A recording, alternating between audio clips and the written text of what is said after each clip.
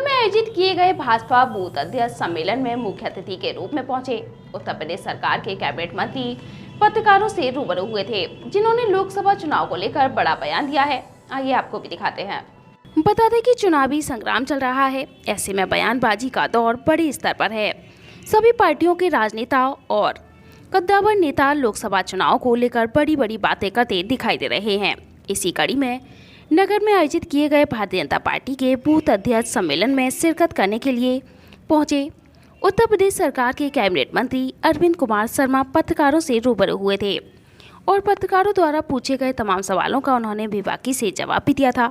साथ ही उन्होंने लोकसभा चुनाव को लेकर कई बड़ी बातें कही हैं। उन्होंने 100% भाजपा की जीत का दावा किया है। उन्होंने पत्रकारों से वार्ता करते हुए क्या कुछ कहा है, अब जरा यह भी सुनिए। जनता पार्टी के घोषित प्रत्याशी और हमारे राज्य के यशस्वी पर्यटन मंत्री ठाकुर जयवीर सिंह जी के समर्थन में और अपने बूथ स्तर के कार्यकर्ताओं के इस सम्मेलन में मैं आज यहाँ मैनपुरी में उपस्थित हुआ था।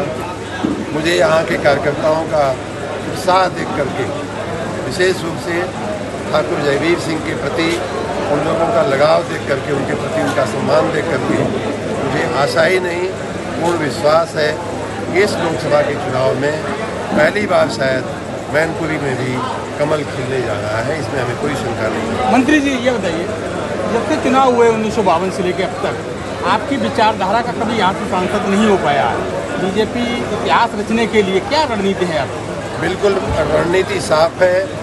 मोदी जी के नाम पर, भारतीय जनता पार्टी के काम पर और हमारे बूथ स्तर के और अन्य स्तर के हमारे कार्यकर्ताओं के पुरुषार्थ पर हमें पूरा भरोसा है और इस बार इस चुनाव में मैनपुरी में कमल खिलने की पूरी तैयारी हो चुकी है। आप देखते रहिए, ठाकुर जयवीर सिंह के नेतृत्व में हम यहाँ ये सीट जीतने जा रहे हैं। मंत्री जी, अभी आप अपने उद्बोधन में संविधान, विपक्ष द्वारा आरोप लगाया जा रहा है कि संविधान को बचाने का चुनाव है, कुछ टिप्पणी कर रहे थे, वो क्या कह रहे हैं? मैंने बताया ना कि इनका संविधान क्या है।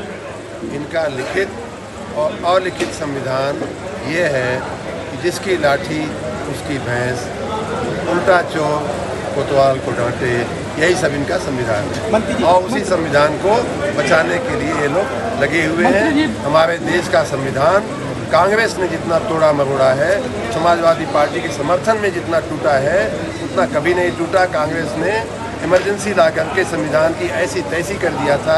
यहाँ उनके शासनकाल में आए दिन सरकारें जो हैं बर्खास्त की जाती थी, आए दिन राज्यपाल जो है वो चपरासी की तरह जो है ट्रांसफर किए जाते थे, बदले जाते थे और सस्पेंड किए जाते थे। मंत्री जी, अभी विपक्ष का बयान आया, संजय सिंह का बयान आया है, लालू प्रसाद का बयान आया है कि अगर हम काश कहीं अगर सत्ता में आ गए तो प्रधानमंत्री जी को जेल में रख सकते हैं। अरे उनका जो लोग जेल में हैं अपने कार्यों की वजह से हैं, देश का कानून उनके ऊपर काम कर रहा है। अपने जेल यात्रा को याद करके शायद उन्हें डर लग रहा होगा कि कहीं तीसरी बार माननीय मोदी जी फिर से आ जाएंगे, फिर से लंबा समय जेल में रहना पड़ेगा। उस कष्ट को भुलाने के लिए इधर उधर की बातें कर रहे हैं। मंत्री एक मिनट